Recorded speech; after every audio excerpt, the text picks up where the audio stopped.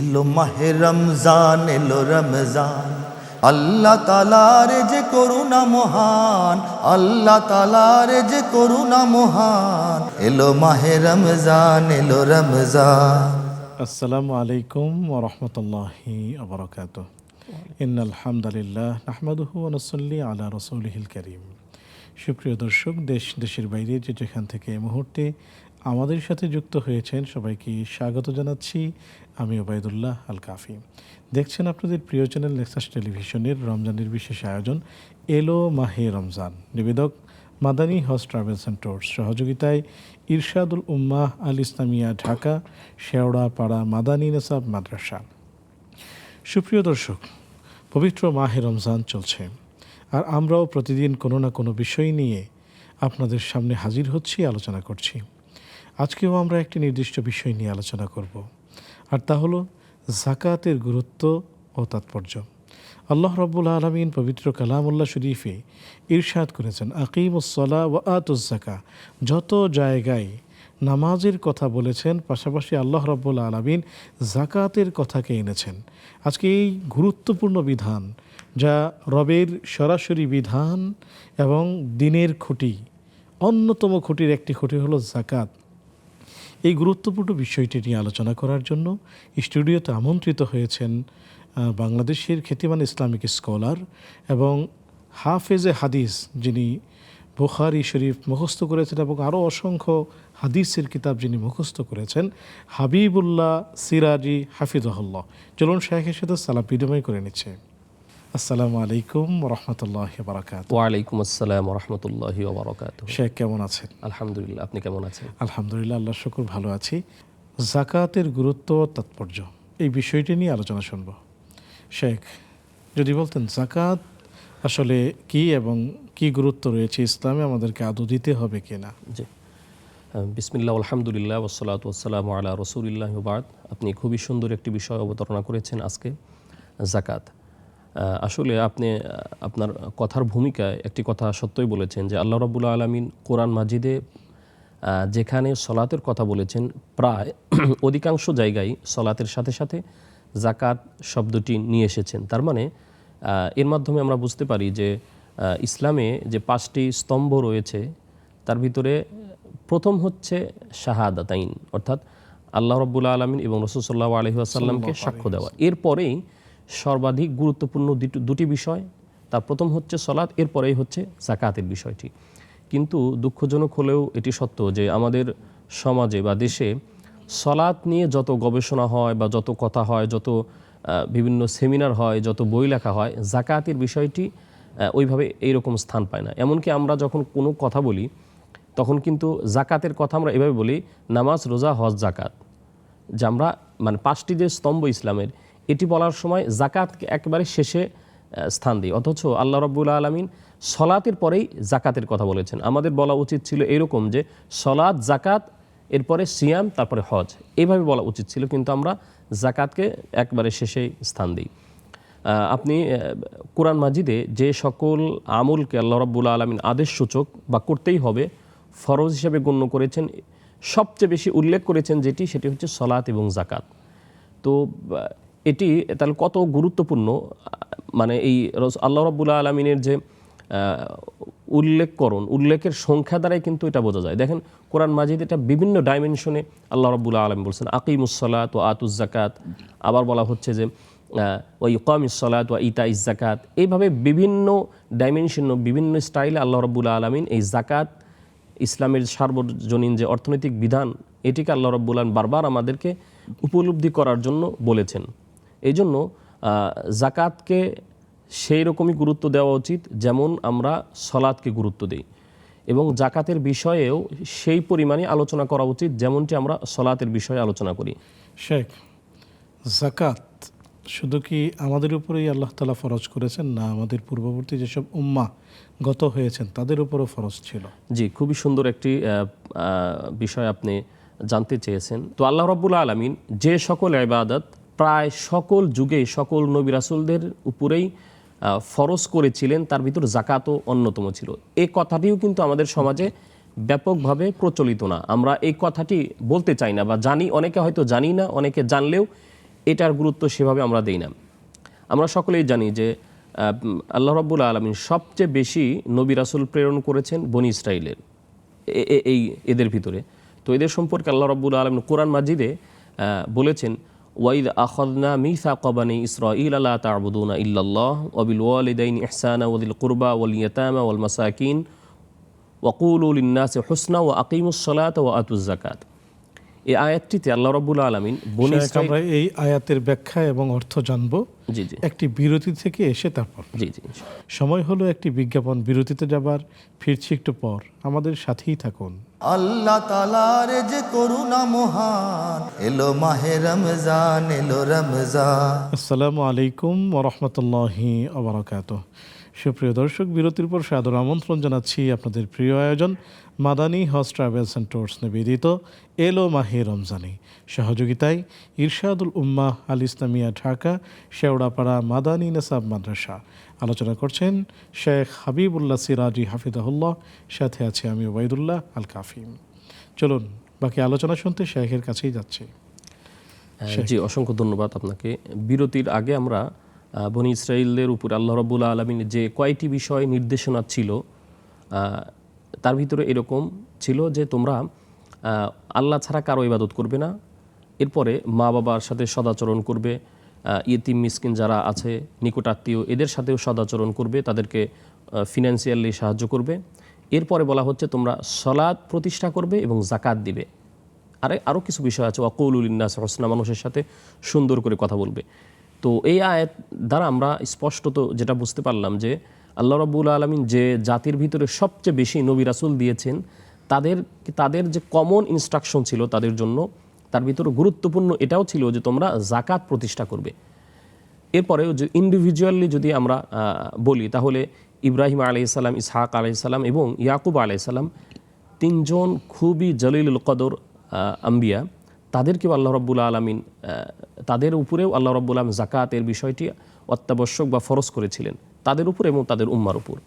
দেখেন, রাসূল আকরাম সাল্লাল্লাহু আলাইহি ওয়াসাল্লামের পূর্বে যে নবী রাসূল বা যে রাসূল গত হয়েছেন ঈসা আলাইহিস সালাম, তো তার ব্যাপারেও তিনি নিজেই বলছেন, তার কথাকে আল্লাহ রাব্বুল আলামিন কোরআন মাজিদে কোট করেছেন এভাবে, ওয়াজআলানি মুবারাকান আইনামা কুনতু ওয়া আওসানি বিস-সালাতি ওয়াজ-যাকাতি মা দুমতু হাইয়্যা। আল্লাহু আকবার। ঈসা আলাইহিস সালাম বলছেন যে আমার রব আমাকে এই মর্মে ওসিয়ত করেছেন বা উপদেশ দিয়েছেন যে আমি যেখানেই থাকি না কেন মৃত্যু পর্যন্ত আমি যেন দুটি বিষয় অবশ্যই প্রতিষ্ঠা করি, একটি হচ্ছে সালাত আর একটি হচ্ছে যাকাত।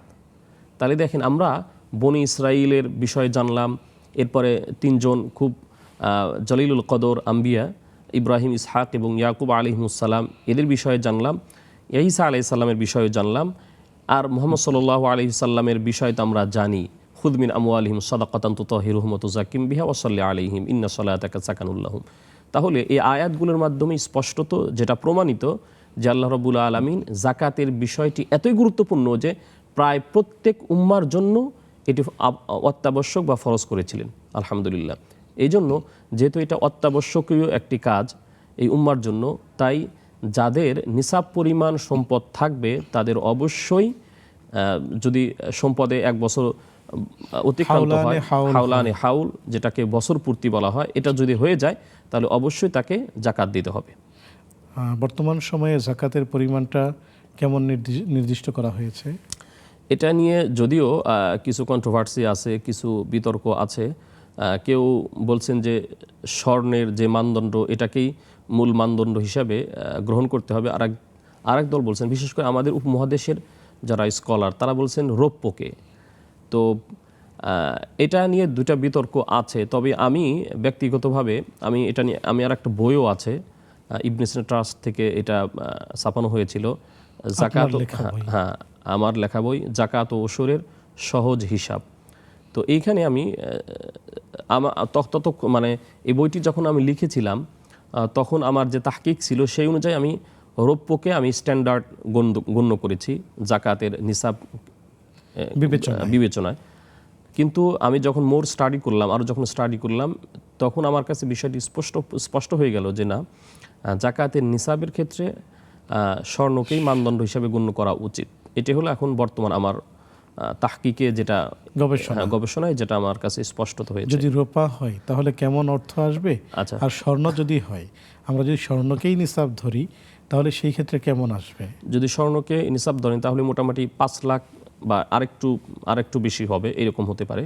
আর যদি রৌপ্যকে ধরেন তাহলে খুব বেশি হবে না, মানে 50,000-এর কাছাকাছি। তো কোনো ইবাদত এমনটি হবে না যে রাসূল সাল্লাল্লাহু আলাইহি ওয়াসাল্লাম নিশ্চয়ই এমনটি বলবেন না যে এক ইবাদত কারো উপর 50,000 টাকা মানে যদি উদ্বৃত্ত থাকে তাহলে তার জন্য জাকাত আবশ্যক, আর কারো উপর 5 বা 6 লাখ, এমন ব্যবধান মানে ইসলামের ইতে হবে না।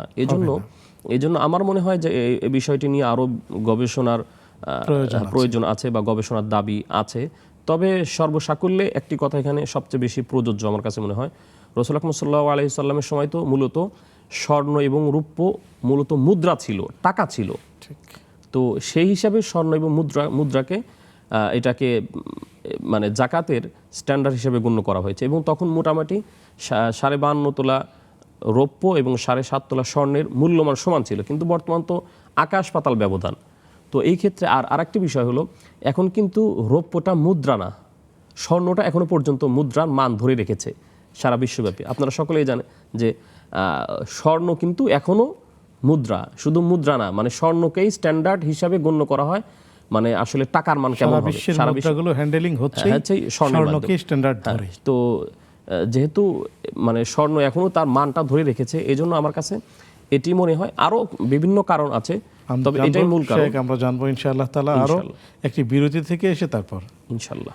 সুপ্রিয় দর্শক, দেখছেন আপনাদের প্রিয় আয়োজন Madani house travels and tours নিবেদিত এলো মাহে রমজান। সহযোগিতায় ইরশাদুল উম্মাহ আল ইসলামিয়া ঢাকা, শেওড়াপাড়া মাদানী নেসাব মাদ্রাসা। সময় হলো আরও একটি বিজ্ঞাপন, বিরতিতে যাবার, ফিরছি একটু পর, আমাদের সাথেই থাকুন। আল্লাহ তাআলার যে করুণা মহান, এলো মাহে রমজান, এলো রমজান। আসসালামু আলাইকুম ওয়া রাহমাতুল্লাহি ওয়া বারাকাতুহু। সুপ্রিয় দর্শক, বিরতির পর সাদর আমন্ত্রণ জানাচ্ছি আপনাদের প্রিয় আয়োজন Madani house travels and tours নিবেদিত এলো মাহে রমজানি। সহযোগিতায় ইরশাদুল উম্মাহ আল ইসলামিয়া ঢাকা, শেওড়াপাড়া মাদানী নেসাব মাদ্রাসা। আলোচনা করছেন শেখ হাবিবুল্লাহ সিরাজি হাফিজাহুল্লাহ, সাথে আছি আমি উবাইদুল্লাহ আল কাফি। চলুন জাকাতের গুরুত্ব তাৎপর্য নিয়ে আলোচনা শুনছিলাম, শেখের কাছেই যাচ্ছি। শেখ, নামাজের বিষয়টি যেভাবে চর্চিত হয় আমাদের সমাজে, জাকাতের বিষয়টি সেভাবে চর্চিত হয় না, যে কারণে অনেক ভাই, মুসলিম ভাই ও বোনেরা জানেন না যে নামাজ যেমন দিনের খুঁটি, জাকাতও দিনের অন্যতম খুঁটি।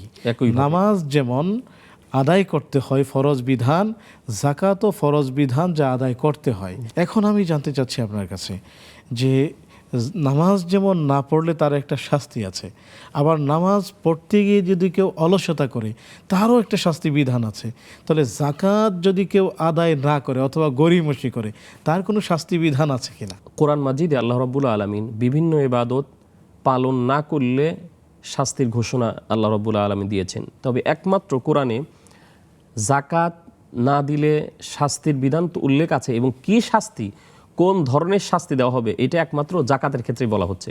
অন্য কোনো ইবাদতের ক্ষেত্রে কিন্তু কোরআনে বলা হয় নাই যে এই ইবাদত পালন না করলে এই শাস্তি।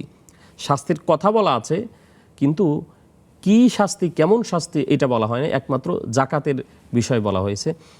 আল্লাহ রাব্বুল আলামিন বলেছেন, আউযু বিল্লাহি মিনাশ শাইতানির রাজিম, ওয়াল্লাযীনা ইয়াকনিজুনা আয-যাহাবা ওয়াল ফিদ্দাতা ওয়া লা ইউনফিকুনাহা ফি সাবিলিল্লাহ ফাবাশশিরহুম বিআযাবিন আলীম ইয়াউমা ইউহমা আলাইহা ফি নারি জাহান্নামা ফাতুকুয়া বিহা জিবাহুহুম ওয়া জুনুরুহুম ওয়া জুনুবুহুম ওয়া যুহুরুহুম হাযা মা কানাসতুম লিআনফুসিকুম ফাযুকু মা কুনতুম তাকনিজুন। যে আল্লাহ রাব্বুল আলামিন বলছেন যে যারা স্বর্ণ এবং রৌপ্য অর্থাৎ সম্পদ এগুলোকে জমা করে রাখে এবং আল্লাহর পথে ব্যয় করে না, আল্লাহর পথে ব্যয় করে না বলতে জাকাত দেয় না, মানে ওয়ালা ইনফিকুনাহা ফি মাসারিফিজ জাকাত ফাবাশশিরহুম বিআযাবিন আলীম, তাদেরকে তুমি খুব কষ্টদায়ক শাস্তির সুসংবাদ দাও। সেই শাস্তিটা কি?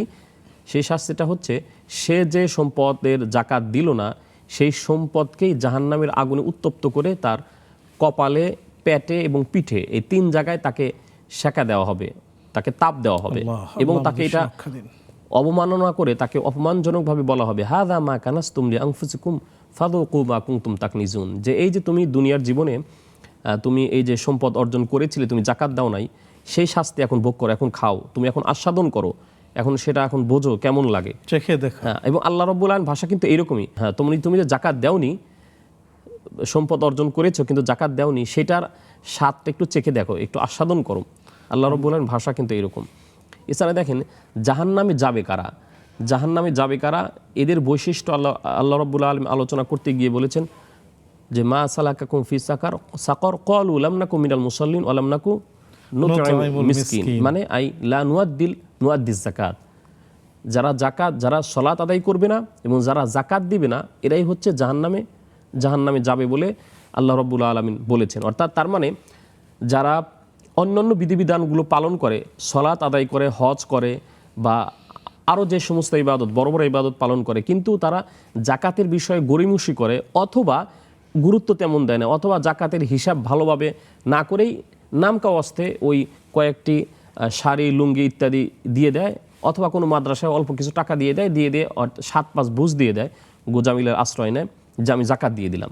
তো এমন ব্যক্তিদেরকে আল্লাহ রাব্বুল আলামিন ওই যখন জাহান্নামে যাবে, এই সমস্ত লোকজন জাহান্নামের দ্বার প্রান্তে, তখন ফেরেশতারা জিজ্ঞেস করবে যে তোমরা জাহান্নামে আসার কারণ কি? তখন তারা বলবে যে আসলে আমরা জাকাত দিতাম না, আমাদের সম্পদ ছিল, আমাদের নিসাব পরিমাণ সম্পদ ছিল, কিন্তু আমরা জাকাত দেই নাই।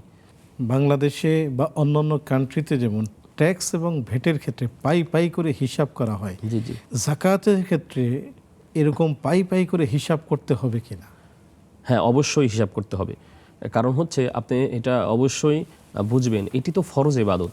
সলাতের ক্ষেত্রে বা নামাজের ক্ষেত্রে আমরা বিধান আছে ওযু করতে হবে। তো ওযুতে কোনো ব্যক্তি যদি টাকনো পরিমাণ, অর্থাৎ পাটা যদি ভালোভাবে না দোয়, তো এই ক্ষেত্রে রাসূল আকরাম সাল্লাল্লাহু আলাইহি সাল্লাম বলছেন ফানাদা বিআলা সাউতিহি ওয়াইলুল লিল আ'কাবি মিনান নার, যে এক ব্যক্তি ওযু করছেন, রাসূল সাল্লাল্লাহু আলাইহি ওয়াসাল্লাম দূর থেকে দেখছেন যে তার পাটা ভালোভাবে মানে ভেজে নাই, একটু শুকনো আছে।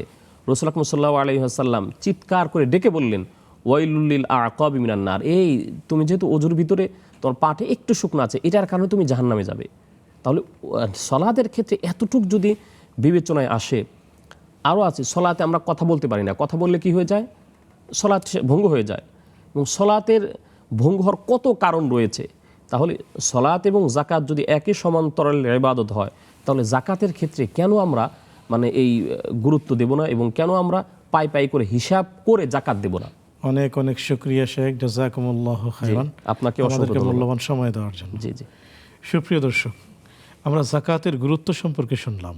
আকিমুস সালাহ ওয়া আতুজ যাকাহ, তোমরা নামাজ কায়েম করো আর জাকাত প্রদান করো। নামাজ যেমন আল্লাহ রাব্বুল আলামিনের ফরজ বিধান, জাকাত আল্লাহ রাব্বুল আলামিনের ফরজ বিধান। দিনের 5টি অন্যতম প্রধান খুঁটির মধ্যে একটি অন্যতম খুঁটি হলো জাকাত। সুতরাং আসুন আমাদের সম্পদের হিসাব করে আমরা জাকাতের অর্থকে আলাদা করে এমনভাবে আমরা গরিব, দুঃখী, অসহায় এবং যে খাতগুলোতে জাকাত দেওয়ার কথা কোরআনুল কারীমে এসেছে, সেখানে আমরা সুন্দরভাবে সুষম বন্টন করি, আল্লাহ রাব্বুল আলামিনের রিজামন্দি, সন্তুষ্টি অর্জন করি। এই উদাত্ত আহ্বান জানিয়ে আজকের মতো বিদায় নিচ্ছি। আগামী পর্ব দেখার সেই সাথে আমন্ত্রণ জানাচ্ছি। সে পর্যন্ত ভালো থাকুন, সুস্থ থাকুন। আসসালামু আলাইকুম ওয়া রাহমাতুল্লাহি ওয়া বারাকাতুহু। এলো মাহে রমজান, এলো রমজান, আল্লাহ তাআলার যে করুণা মহান, আল্লাহ তাআলার যে করুণা মহান। এলো মাহে রমজান, এলো রমজান, আল্লাহ তাআলার যে করুণা মহান, আল্লাহ তাআলার যে করুণা মহান। এলো মাহে রমজান, এলো রমজান।